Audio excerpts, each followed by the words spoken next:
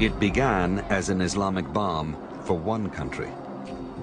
Now Pakistan has close to 50 nuclear missiles that could fall into the hands of Islamic radicals, and many fear the Islamic bomb has found another home in Iran.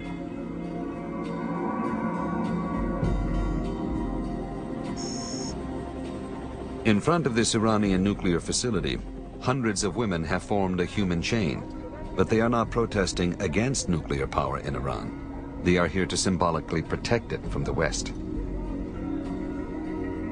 Iran's radical new president, Mahmoud Ahmadinejad, who has said that Israel should be wiped off the map, insists his nuclear program is for peaceful purposes only.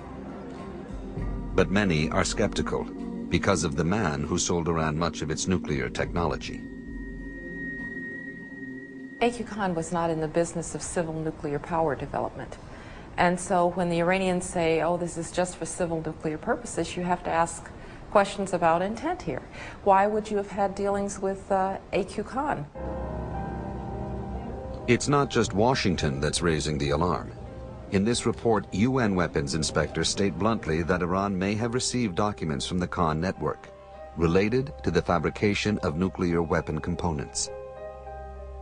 The Khan network gave the Iranians plans to shape enriched uranium into hemispheres, which is only done for a nuclear weapon.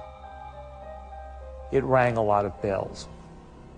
The Iranians said, oh, we just got this stuff in the other material. We never did anything with it. We never asked for it. We never paid for it. It just showed up. Fell off a truck.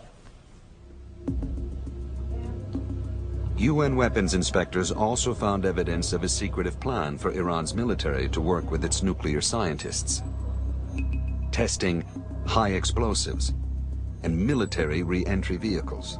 In other words, a warhead. It shows heavy military involvement. You're talking about designing warheads. You're talking about test explosions, it looks like, to perfect nuclear weapons. Iran is probably still at least 5 to 10 years away from getting the bomb, if that is their goal. At the Natanz enrichment plant, the Iranians boast they will start installing 3,000 centrifuges in the next few months.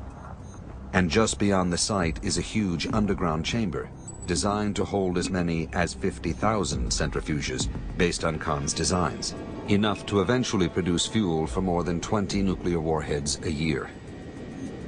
But to prevent that, the Bush administration has stated all options are on the table. If there ever was a preemptive military strike against Iran's nuclear targets, experts say it would have to be massive. Some of these things are underground and they're hardened, so you'd have to go in one strike and break the top of the complex, and then you go down and break the next level of floor, the next one, and then down until you get where you want to be. So you easily would be up in the area of around 1,000 strike sorties, a sortie being one aircraft on one trip. This is something we could do. In a quiet neighborhood of Islamabad, the man who started the worst nuclear proliferation crisis in history enjoys a quiet life of forced retirement. Still a hero to his country. A city suburb is named after him. A monument thanks him for making Pakistan unbeatable. But A.Q. Khan has left his own monuments around the world.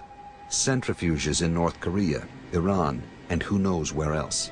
And the even more frightening legacy of a nuclear bomb without a home, without a return address.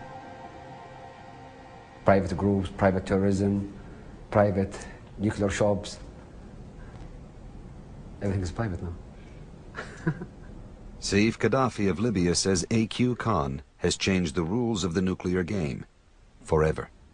Private terrorism, like Al-Qaeda or other groups, they are private. They don't belong to any country, they don't have passports, they don't have nationalities. For nuclear technology, to go to private companies. This is globalization, this is the new world. The first nuclear age was about great powers facing off against each other. It was terrifying, but at least everybody knew the rules, In the second nuclear age, in the world of A.Q. Khan, there is no return address. There is no deterrence. The bomb could come in a backpack, in a briefcase, in an ox cart. In the second nuclear age, we're seeing the privatization of the atomic bomb, the outsourcing of the bomb. It's a much more frightening world.